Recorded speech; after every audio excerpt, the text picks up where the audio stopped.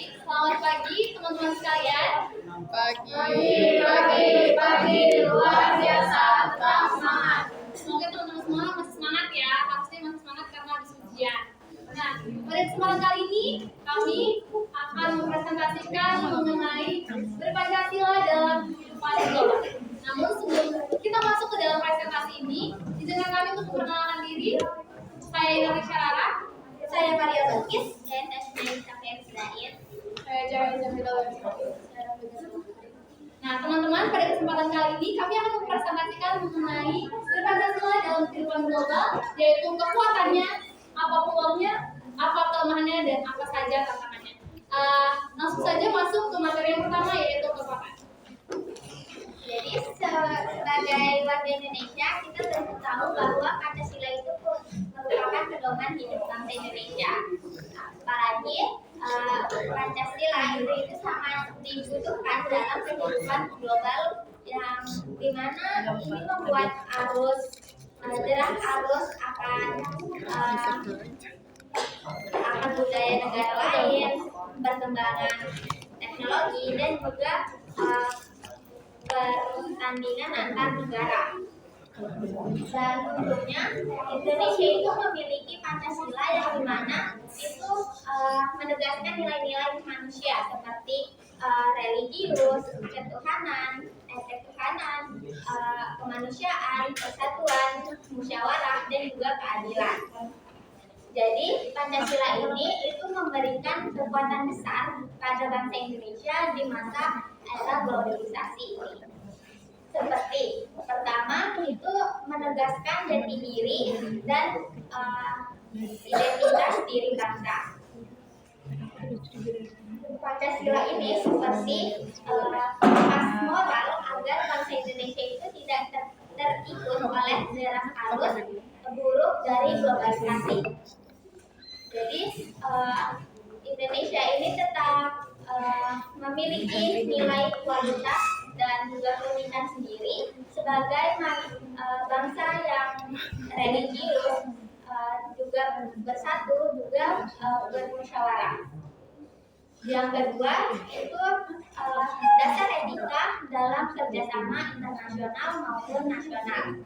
Dalam Pancasila kedua, kemanusiaan yang adil dan beradab itu mendorong Indonesia untuk aktif dalam perdamaian dunia, di mana Indonesia itu menganggap negara-negara lain sebagai teman dan tidak pernah memiliki perang dengan negara lain setelah kemerdekaan mereka diakui.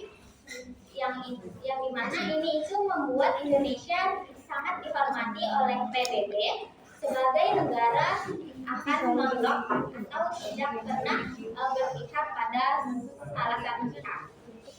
Nah, yang ketiga ini sebagai landasan moral di perkembangan teknologi dan juga ekonomi.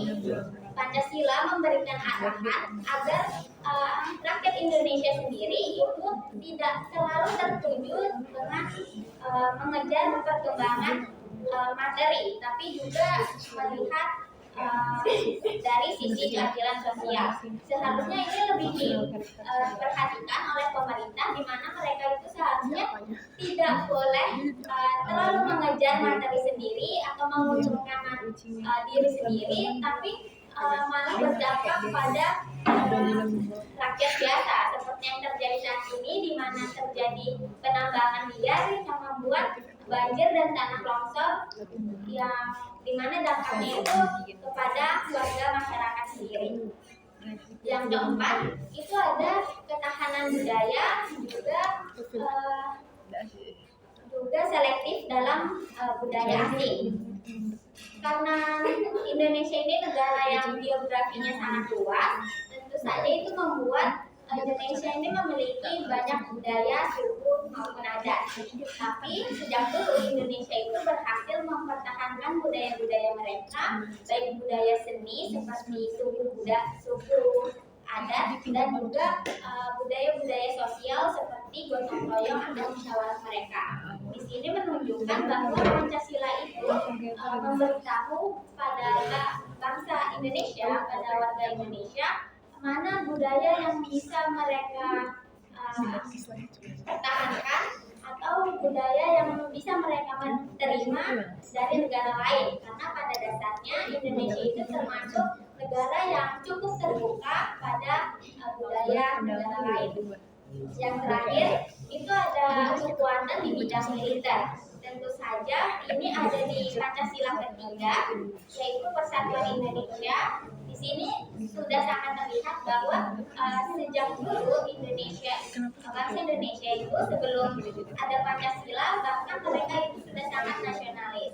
Jadi pertahanan militer Indonesia itu akan selalu kuat selama bangsa Indonesia itu tetap menerapkan Pancasila di kehidupan mereka. Selanjutnya ada peluang yang akan dibacakan oleh Sarah. Baik, pada kesempatan kali ini saya akan menjelaskan mengenai peluang. Nah, teman-teman sudah tahu ya pasti peluang itu apa, pasti sudah pada tahu. Nah, jadi ada banyak peluang Indonesia dalam kehidupan global. Yang pertama yaitu kemajuan iptek atau kemajuan ilmu pengetahuan dan teknologi. Nah, teman-teman sekalian tahu ya bahwa zaman sekarang kemajuan ilmu pengetahuan itu semakin besar.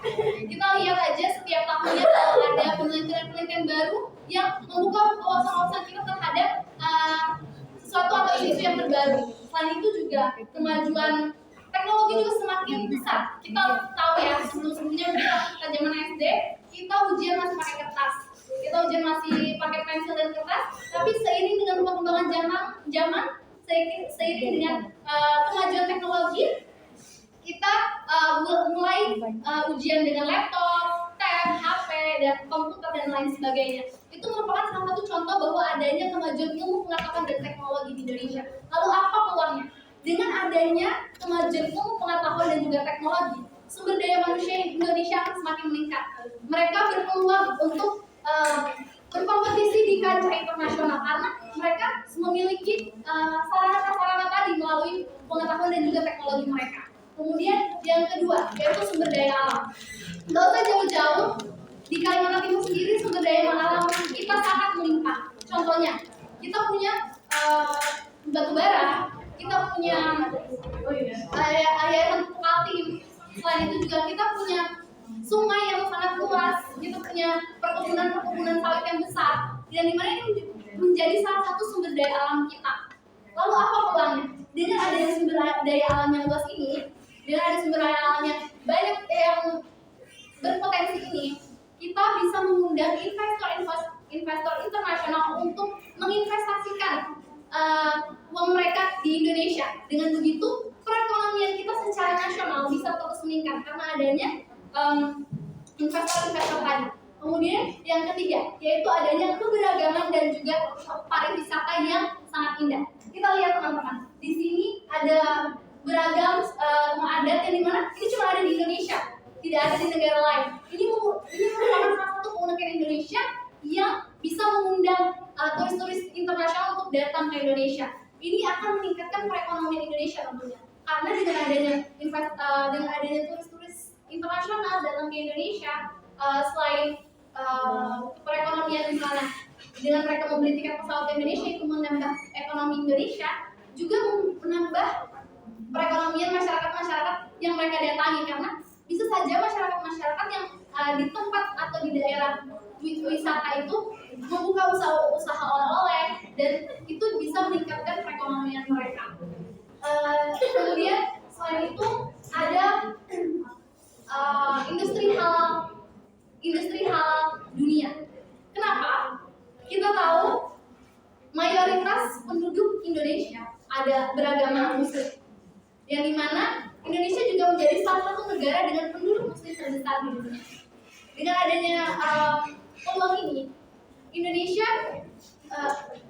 memiliki sektor wisata halal, yang dimana itu membuat turis-turis internasional yang beragama Muslim itu tidak perlu khawatir ketika datang ke Indonesia, karena mereka sudah punya tujuan yang dimana Indonesia punya wisata halal, punya kuliner yang halal. Selain itu juga industri-industri seperti make up dan juga pakaian yang dimana itu untuk masyarakat yang beragama Muslim itu mudah untuk ditemukan, sehingga mereka tertarik untuk datang ke Indonesia. Sehingga semua peluang industri halal Indonesia bagi dunia. Selanjutnya kita akan membahas mengenai penguatan dalam kehidupan global. Baik, selanjutnya adalah kelemahan. Nah, yang pertama yaitu sumber daya manusia Indonesia yang masih rendah. Nah, kita tahu faktanya bahwa sumber daya manusia Indonesia itu masih sangat tertinggal dibandingkan negara-negara lain yang maju, terutama. Nah, tetapi ada juga fakta lain yaitu Indonesia ini masih sangat tertinggal dengan negara-negara yang masih dekat dengan kita, yaitu negara ASEAN atau Asia Tenggara. Nah, ada sebuah rekor yang menyatakan pada tahun 2020 indeks global manusia Indonesia itu hanya mencapai sebesar 0,54. Nah, hal ini itu bisa menyebabkan berbagai hal. Yang pertama yaitu terhambatnya inovasi di Indonesia. Nah, jadi kalau misalnya inovasi di Indonesia itu terhambat, kita itu mungkin akan memiliki kesulitan untuk bersaing di secara global dalam hal seperti industri, teknologi, dibandingkan dengan negara-negara seperti Jepang, Amerika. Nah, kemudian yang kedua adalah rendahnya produktivitas masyarakat. Nah, kalau misalkan SDM kita itu rendah, banyak masyarakat di luar sana yang masih pengangguran, dan untuk menjadi suatu negara yang maju, kita itu perlu memiliki kerja. Masyarakat Indonesia itu perlu bekerja dengan cepat dan efektif seperti negara-negara maju lainnya. Kemudian yang kedua adalah pembangunan yang tidak merata. Nah, seperti yang kita ketahui, Indonesia itu pembangunannya itu masih sangat berpusat di Jawa. Nah, sampai sekarang pun masih bisa kita lihat contoh kecilnya adalah seperti membeli secara online, yang mana ongkir di Jawa itu sangat lebih murah dibandingkan ongkir yang ada di Kalimantan atau pulau-pulau lainnya. Dan hal ini itu menyebabkan kesenjangan, ada kesenjangan ekonomi dan kesenjangan seperti pendidikan, infrastruktur. Nah, kalau misalkan di daerah yang tertinggal seperti 3T. Nah, kalau misalkan 3T itu karena dia memiliki ketertinggalan dalam infrastruktur seperti dalam pendidikan, akses untuk kesehatan, ini tuh menyebabkan rendahnya SDM Indonesia itu lagi. Jadi kembali ke poin yang pertama. Nah, sebenarnya semuanya ini masih sangat berkaitan. Nah, kemudian korupsi.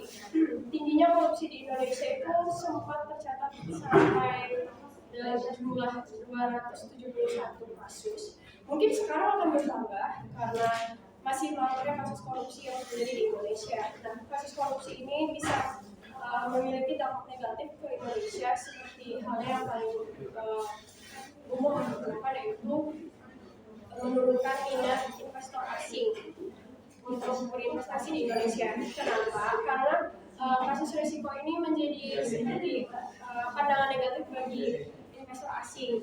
Jadi dianggap negara kita itu sulit dipercaya, dan selain itu juga dana yang harusnya bisa digunakan untuk poin kedua pembangunan infrastruktur itu justru digunakan ke kepentingan pribadi. Jadi hal itu menjadikan Indonesia itu sulit untuk bersaing secara global.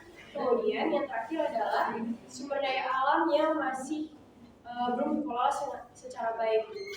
Indonesia itu dikenal dengan sumber daya alamnya yang sangat melimpah. Nah, tetapi karena rendahnya sumber daya manusia itulah yang menjadikan sumber daya alam ini masih sangat tidak terkelola dengan secara maksimal. Sebenarnya Indonesia ini mempunyai potensi yang tinggi, tetapi karena permasalahan dari masyarakatnya sendirilah yang menjadikan Indonesia ini masih belum dapat maju untuk bersaing secara global dengan negara-negara maju lainnya. Selanjutnya adalah tantangan yang akan dijelaskan oleh Kita masuk ke tantangan. Jadi tantangan berkondisial dalam kehidupan global. Yang pertama itu udah pasti menguatnya individualisme. Kalian paham nggak sih?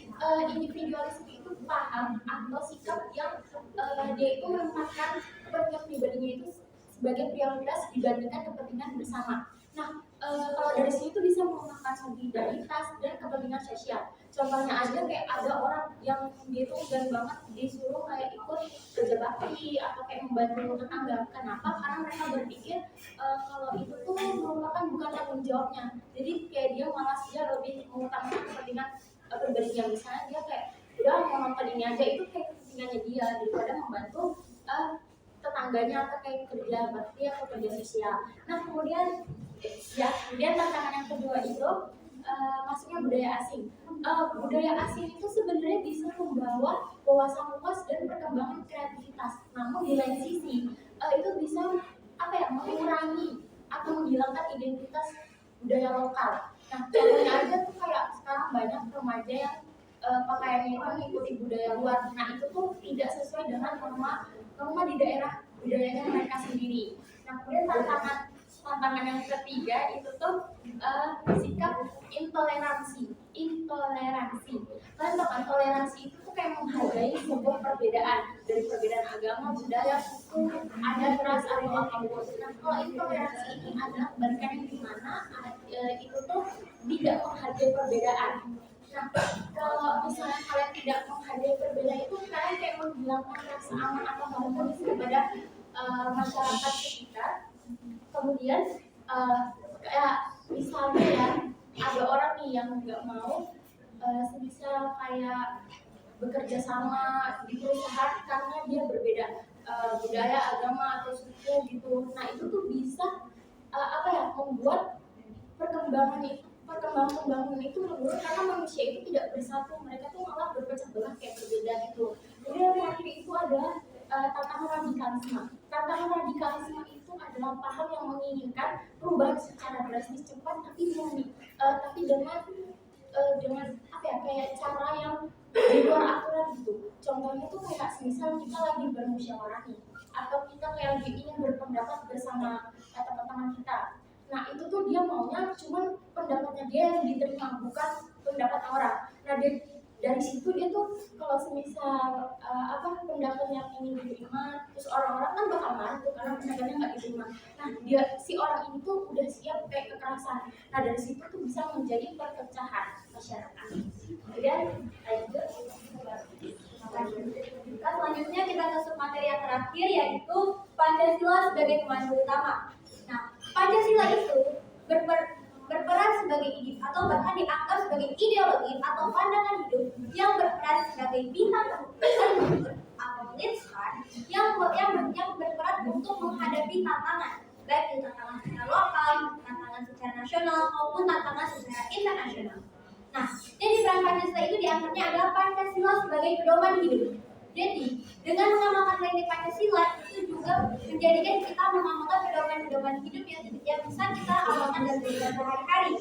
Seperti yang sebelumnya disebutkan pada lainnya, misalnya kemanusiaan yang adil dan beradab, itu dapat kita lakukan dalam kehidupan sehari-hari, atau kerakyatan yang dipimpin oleh kebebasan kewakilan, di mana itu melakukan musyawarah yang sesuai dengan aturan yang ada. Nah, di situ Pancasila berfungsi sebagai pedoman hidup. Kemudian Pancasila itu dilakukan oleh seluruh komponen bangsa.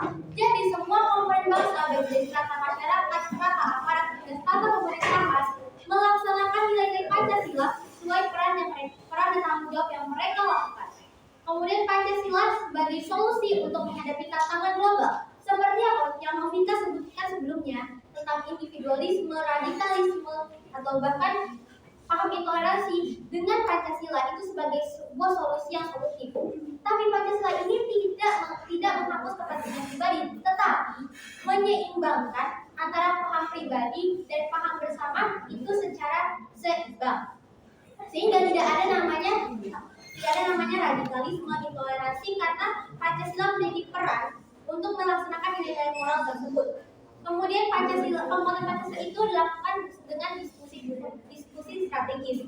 Nah, maksudnya nilai-nilai Pancasila itu dimasukkan dalam diskusi untuk menyusun suatu undang-undang, peraturan baru, dan lain sebagainya yang berhubungan dengan keberlangsungan negara kita. Kemudian Pancasila itu diimplementasikan dalam menghadapi era globalisasi. Jadi seperti yang disebutkan tadi, ada yang namanya masukan budaya baru, paham baru, itu bisa kita netralisir sehingga tidak menjadi akibat yang negatif bagi kita, tetapi juga bisa jadi dampak yang positif dan bisa meningkatkan wawasan kita dengan bantuan dari Pancasila. Selanjutnya saya kembalikan ke moderator. Baik, teman-teman sekalian, itu dia presentasi kami mengenai berpancasila dalam kehidupan global. Selanjutnya kami buka sesi tanya jawab kepada teman-teman yang ingin bertanya, dipersilakan.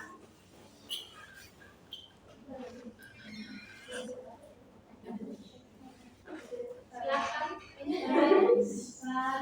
Perkenalkan, nama saya Aisyah Nurisa dari kelompok 7. Saya ingin bertanya. Kan tadi sudah menjelaskan kekuatan, kelemahan maupun tantangan dari berpancasila dalam kehidupan global. Nah, salah satu yang mungkin saya spesifikkan itu peluang. Kan sudah jelas kalau misalkan peluang itu kan bisa lihat pengaruhnya dari yang zaman dulu yang kita ujian kertas, sekarang kita ujian pakai laptop dan alat teknologi lainnya. Nah, apakah kalian memanfaatkan peluang tersebut dengan baik atau kalian harus menggunakan peluang itu untuk melakukan hal-hal yang tidak kalian lakukan? Misalkan kita tidak mengambil ujian, mungkin misalkan di kehidupan kita bisa melihat wilayah negatif, yaitu walaupun kita sudah dipengaruhi oleh kehidupan globalisasi, tapi kita bisa lihat bahwa misalkan masih ada yang namanya tidak pemerataan antara daerah dan daerah. Saya ingin nanya lebih spesifiknya, apakah kalian memanfaatkan itu dengan baik dalam melihat bahwa masih ada warga negara Indonesia yang tidak terkena peluang. Terima kasih Aisyah. Apakah ada lagi yang ingin bertanya? Baik, sambil menunggu teman-teman menyusun pertanyaan, mungkin saya izin menjawab ya Aisyah. Jadi ditanyakan peluangnya, apakah kami sudah menggunakan peluang itu, lalu bagaimana dengan daerah-daerah yang tidak mendapatkan peluang tersebut. Jadi sebenarnya saya sendiri merasa bahwa kami sudah menggunakan peluang ini dengan sangat baik. Contohnya aja, kita sudah menggunakan teknologi untuk saling berkirim kabar supaya tidak ada misinformasi. Terus tuh ketika kita menyusun KTI misalnya, kita sudah menggunakan teknologi itu, dimana kita sudah menggunakan Scholar, kita sudah menggunakan Mendeley, kita sudah menggunakan Zoo, yang dimana itu bisa membantu kita. Itu merupakan salah satu peluang yang kita terapkan dalam kehidupan kita yang memberikan kita dampak positif tentunya. Tapi tidak menutup kemungkinan bahwa ada beberapa orang yang menggunakan peluang ini tapi malah ke arah yang negatif. Gitu. Terus tuh kemudian bagaimana dengan daerah-daerah tertinggal? Ya kita tahu bahwa pembangunan Indonesia belum merata. Masih banyak daerah-daerah yang seharusnya mendapatkan hak mereka, mendapatkan peluang ini tadi. Tapi karena pembangunan yang tidak merata tadi, mereka tidak mendapatkan peluang ini. Lalu bagaimana? Sebenarnya salah satu tindakan kita sebagai pelajar ya, kita hanya bisa menyampaikan aspirasi kita mungkin ke pemerintah. Itu merupakan salah satu cara yang bisa kita sampaikan. Kenapa? Karena kita hanya pelajar, kita tidak bisa melakukan apapun dan kita tidak bisa menjangkau daerah-daerah 3T tersebut. Yang bisa menjangkau hanya pemerintah. Maka dari itu kita hanya menyuarakan suara mereka yang belum terdengar. Itu merupakan salah satu cara yang bisa kita lakukan sebagai seorang pelajar. Selanjutnya mungkin itu saja jawaban dari saya Aisyah. Apakah cukup? Cukup. Baik, terima kasih Aisyah. Selanjutnya apakah dari teman-teman ada lagi yang ingin bertanya? Silakan Chandra. Saya sebagai pertanyaan Pancasila sebagai dasar untuk mengambil keputusan dalam rapat diskusi lembaga kenegaraan DPR, DPD dan lain sebagainya kan sering banget dijadikan membuka forum-forum rapat. Itu sejauh mana Pancasila itu dijadikan sebagai pemandu utama mereka dalam menentukan keputusan, ataupun Pancasila itu dijadikan sebagai pemandu untuk mengambil nilai-nilai yang normatif, atau mungkin rupanya cuma dijadikan simbolika yang menurut pendapat kalian pribadi itu bagaimana?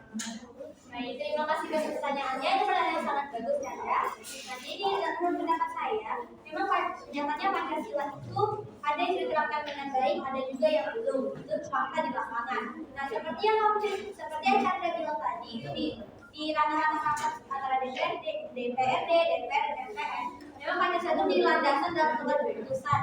Dan apakah keputusan tersebut dilaksanakan dengan benar, apakah sudah efektif atau hanya label simbolik, itu semuanya itu semua di data di lapangan sudah menunjukkan bahwa hal itu semua terjadi. Dari beberapa kebijakan itu tentunya kebijakannya berhubungan dengan Pancasila dan undang-undang karena mereka saling berkaitan. Di setiap kebijakan yang dikeluarkan itu masuk dengan berbagai poin Pancasila.